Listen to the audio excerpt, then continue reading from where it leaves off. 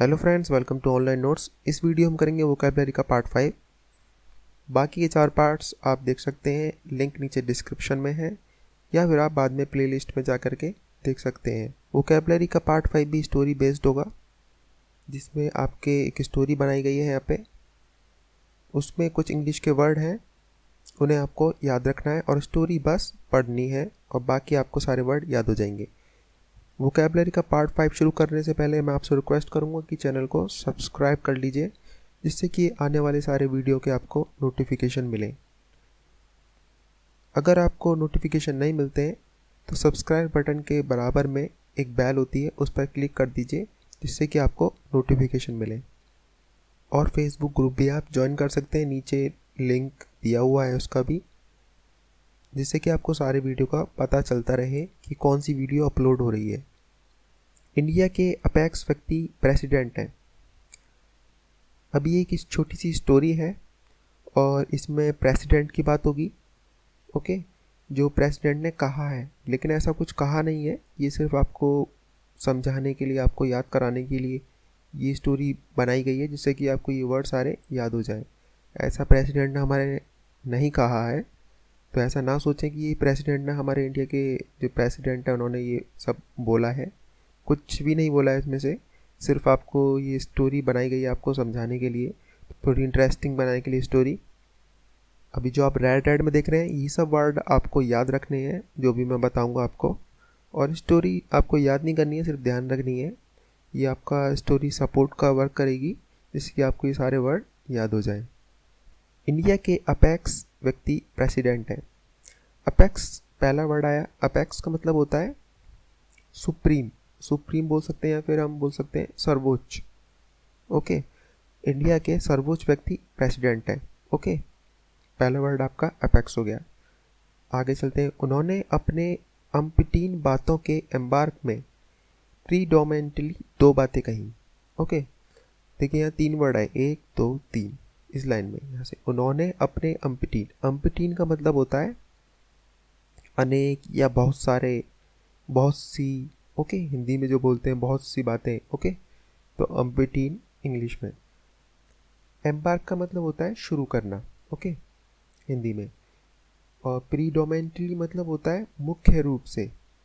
उन्होंने अपने बहुत सारी बातों में के शुरुआत में मुख्य रूप से 2 बातें कहीं। ओके, प्रेसिडेंट ने कहा लोगों को अहेड बढ़कर अपना ऑब्लिगेशन निभाना चाहिए। प्रेसिडेंट ने क्या कहा? लोगों को अहेड। अहेड कॉमन वर्ड है, ऐसे तो सबको पता ही होगा, अगर नहीं पता है तो आप यहाँ से जान सकते हैं। अहेड का मतलब होता है आगे। ओके, और ऑब्लिगेशन का मतलब होता है कर्तव्य।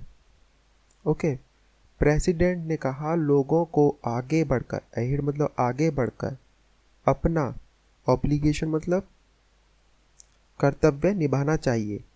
ओके, इस लाइन का ये मतलब वो इसमें जिसमें 2 वर्ड थे, अहेड और ऑब्लिगेशन। ऑब्लिगेशन का मतलब कर्तव्य भी होता है और एहसान भी होता है और वादा भी होता है। ओके,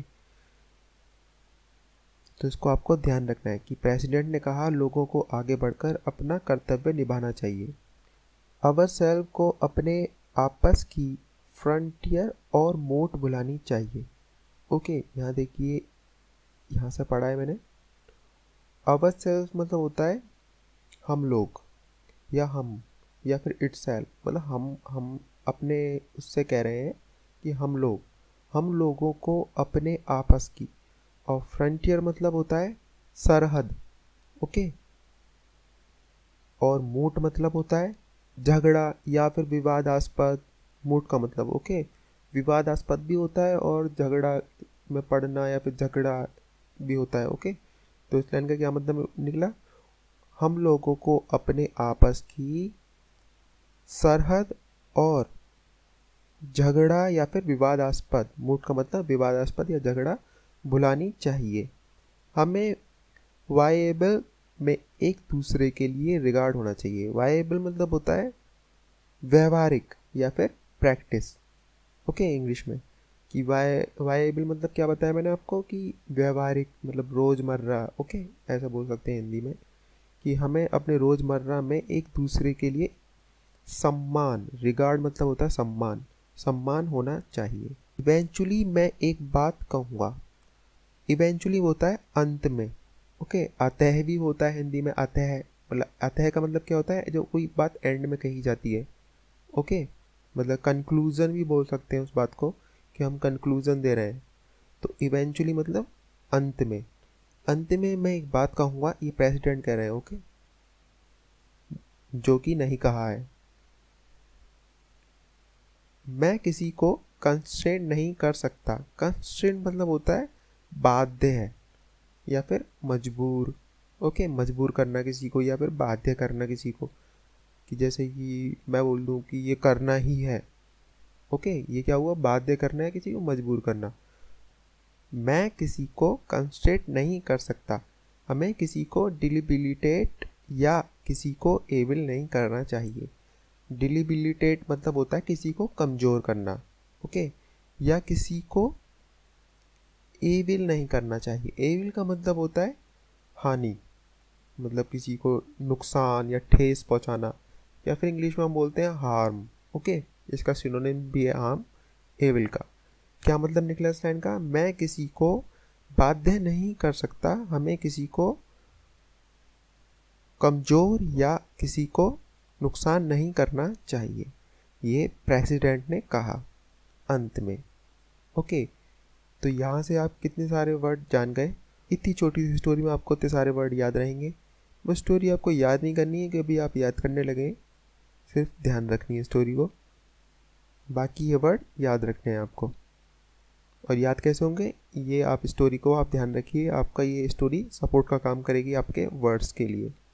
हम मिलेंगे अब नेक्स्ट वीडियो में कुछ अच्छे ट्रिक्स और अच्छी वीडियोस के साथ। तब तक के लिए गुड बाय।